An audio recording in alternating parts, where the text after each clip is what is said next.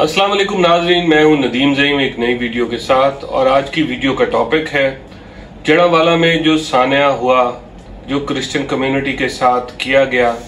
वहां पे ना उनकी बाइबल छोड़ी, ना घर छोड़े, हत्ता के चर्च, बहुत सारे चर्चों को भी आग लगा दी गई, उनको जला दिया गया।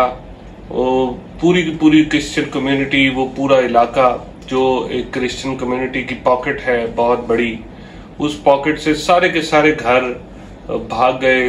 क्रिश्चियंस वहां छोड़ के भाग गए उस कॉलोनी को। और ये पाकिस्तान की तारीख का बहुत बड़ा वाकया हुआ है।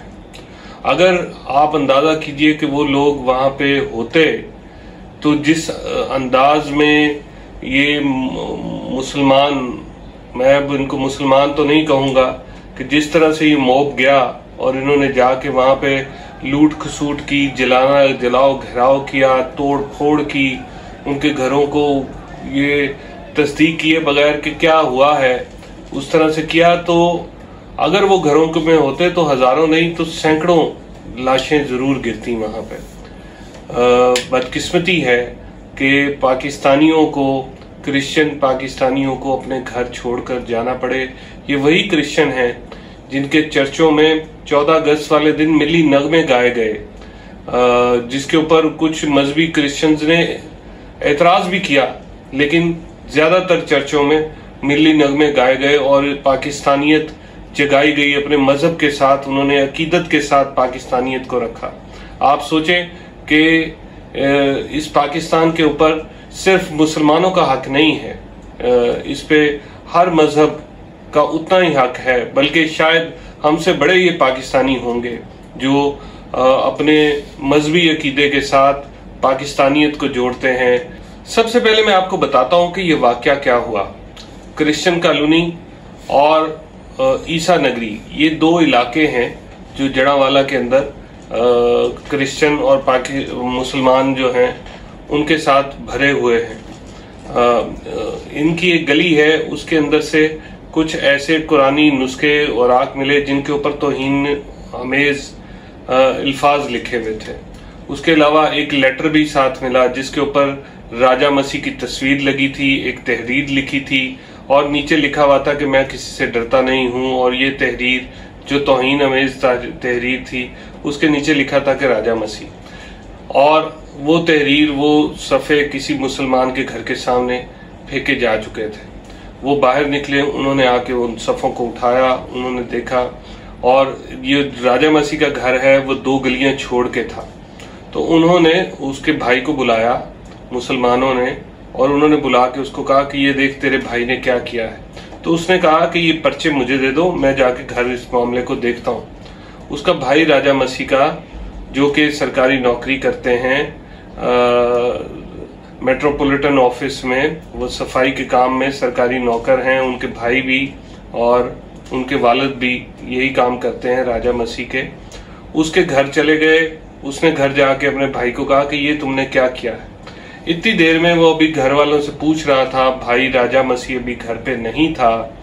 तो कुछ ही देर में वही लोग, मुसलमान लोग, वो वापस उनके घर आते हैं और उन्होंने कहा ये सफ़े हमारे हवाले करो, ये हमने फैसला अब आपसे नहीं करवाना, ये तो मस्जिद के कारी साहब फैसला करेंगे।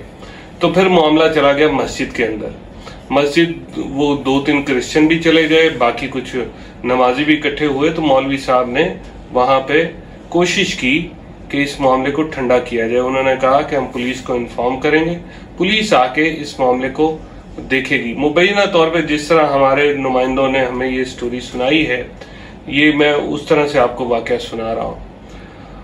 वहां से ये मामला निकला, मगर उसके बाद रात गुजरी और सुबह जैसे ही हुई, तो फजर की नमाज के बाद कुछ देर के बाद यासीन नामी एक शख्स ने मस्जिद में ऐलान करके सारे लोगों को इश्तियाल दिलाया, ये कह के कि आप लोग घर में नाश्ता कर रहे हैं, आप लोग घरों से निकलें, ईसाइयों ने हमारे मजहब की तौहीन कर दी है।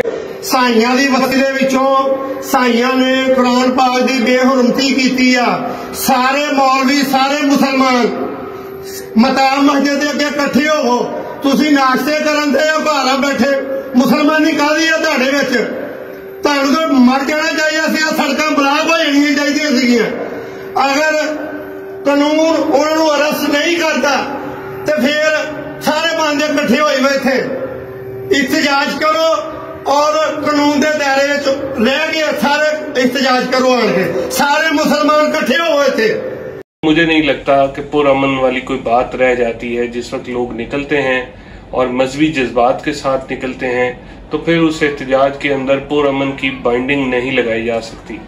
तो कुछ ही देर में फिर लोग निकलना शुरू हुए घरों में, और निकलते निकलते उन तमाम गलियों में क्रिश्चियंस को भी पता चल गया कि उन्होंने निकलना है, भागना है।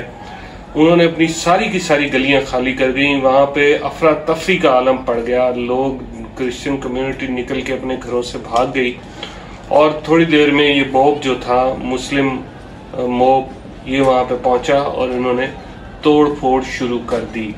बहुत सारे लोग सिर्फ देख रहे थे, वो भी मुसलमान थे, वो सिर्फ देख रहे थे।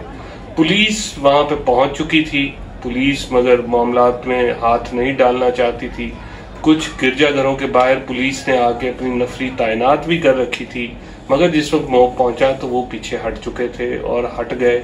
उन्होंने उसमें हाथ डालने की जरूरत नहीं की। ये हमेशा से होता है कि मजहबी मॉब जब निकलते हैं बाहर, बहुत बड़े बड़े जुलूस और तोड़फोड़ बलवाई जब बाहर आते हैं, तो मजहब के सामने अमूमन रियासत उस तरह से अपनी रिट कायम नहीं रख पाती। ये माजी में भी हमने जितनी कवरेजेस की हैं इसमें देखा है कि वो लोग पीछे हट जाते हैं। फिर लोगों को खुली छूट थी। तकरीबन अब तक की जो इतलात हैं, जो क्रिश्चियन कम्युनिटी बताती है, वो बताते हैं कि उनके 21 गिरजाघरों को जला दिया उस इलाके के, जबकि स्पेशल ब्रांच पुलिस की जो एजेंसी है उसकी रिपोर्ट के मुताबिक 16 गिरजाघरों को जला दिया गया है, छोटे बड़े बहुत सारे। और तकरीबन 74 घर हैं जिनको जलाया गया है, जिनको लूटा गया है, जिनके अंदर तोड़ फोड़ की गई है। क्रिश्चियंस के 74 घरों में से कीमती सामान भी उठाया गया है। मुझे समझ नहीं आती कि ये वही लोग थे जो इकट्ठे रह रहे होते हैं, सिर्फ मजहब की बुनियाद पे इंसानियत खत्म कर दी जाती है। वहां पे वो अचानक भाग गए, और जैसे ही वो भागते हैं तो पीछे से उनको आग लगा दी जाती है। ये भी तहकीक नहीं की जाती कि राजा मसीह कैसे ये काम कर सकता है, जबकि किसी भी मुल्क में जब कोई माइनॉरिटी रहती है, खुसूसी तौर पर पाकिस्तान में जो भी माइनॉरिटीज हैं, जो भी अकलियतें रहती हैं, ये जुर्रत नहीं कर सकते कि किसी इस्लाम की या नबी करीम सल्लल्लाहु अलैहि वसल्लम की शान में गुस्ताखी कर सके। इनको पता है कि इसका रिएक्शन कितना खतरनाक होता है। ऐसे रिएक्शन की जब जहन में हो बात, और ऐसे रिएक्शन का जब पूरे को पूरा एक मंजर आपके दिमाग में हो, तो किसी की जुर्रत नहीं है कि वो तौहीन रसालत या तौहीन मजहब या तौहीन कुरान कर सके। ऐसे हालात में ये कैसे मुमकिन है कि एक शख्स जो है वो पूरी की पूरी तहरीर लिखता है, गुस्ताखी करता है और नीचे अपना नाम लिखता है और अपनी फोटो लगा देता है। बहरहाल ये तो इन्वेस्टिगेशन में, पुलिस की इन्वेस्टिगेशन में, एजेंसीज की इन्वेस्टिगेशन में सामने आएगी ये बात कि उन्होंने तौहीन की या नहीं की। बहरहाल एक FIR दर्ज हो गई है जिसमें नामजद किया गया है राजा मसीह और तहरीर लिखने वाले को, और उसके जो साथी हैं, उसके घर वाले रिश्तेदार हैं, उनको नामजद किया गया है। मगर अभी तक राजा मसीह पकड़ा नहीं गया, और उसको पकड़ना जो है पकड़ के ही पता चलेगा। एक चीज जो मेरे जहन में सवालात पैदा होते हैं एज ए जर्नलिस्ट, वो ये है, जैसे कि सवाल ये है कि राजा मसीह अपने मौत के परवाने पे नहीं साइन कर सकता, नहीं लिख सकता। ये कोई बाहर का मुल्क नहीं है, कि फ्रांस नहीं है कि तौहीन रसालत की और वो फिर स्टेट की प्रोटेक्शन भी उसको हासिल है, और किसी ने कुरान मजीद को आग लगा दी तो वो स्टेट की प्रोटेक्शन भी हासिल है या अदालत के हुक्म पे उसमें। ये पाकिस्तान है, यहाँ पे क्रिश्चियन कम्युनिटी को बहुत अच्छी तरह से पता है, हिंदू कम्युनिटी को बहुत अच्छी तरह से पता है कि यहाँ पे मुसलमानों के जज्बात को मजरूह करने का मतलब क्या होता है। और माजी में हम देख चुके हैं, ऐसे बहुत सारे वाकयात हम होते हुए देख चुके हैं। अब सवाल ये है कि 21 गिरजाघरों को उस पूरे इलाके में जलाया गया। अब फर्ज करें कि वो इलाका जो है उसको हम 10 किलोमीटर का रेडियस कहें, तो ये कितने मॉब थे जो मुख्तलिफ जगह पे गए, और सुबह ये काम शुरू हुआ और 12-1 बजे तक खत्म कर दिया। यानी 3, 4, 5 घंटों में 21 गिरजाघरों को जला दिया गया। इसका मतलब है कि जहां जहां लोग थे वहां निकले, या फिर ये एक प्लान्ड कार्रवाई थी। ऐसा महसूस होता है कि 21 जगहों पे जो मुख्तलिफ जगह हैं, जो मुख्तलिफ डायरेक्शंस में हैं, उन जगहों पे जाके उसको जलाना ये एक प्लान्ड कार्रवाई थी। और इस प्लान्ड कार्रवाई की हकीकत भी जाहिर है एजेंसीज सामने लेंगे। मामला इस हद तक बढ़ चुका था कि पुलिस के काबू से बाहर हुआ तो पाकिस्तान रेंजर्स पंजाब को बुलाया गया। रेंजर्स के दस्ते वहां गए और उन्होंने जाके मामले को कंट्रोल में लिया। पाकिस्तान में तौहीन मजहब, तौहीन रिसालत का एक कानून है 295C। स्टेट हरकत में आती है। उमूमन इस तरह के वाकयात में ये मुमकिन नहीं है कि स्टेट हरकत में ना आए। पुलिस फौरी तौर पे इस पे कार्रवाई करती है। पुलिस की स्टैंडिंग SOPs हैं कि ऐसा कोई वाकया आए तो उसकी फौरी तौर पे FIR दर्ज करे।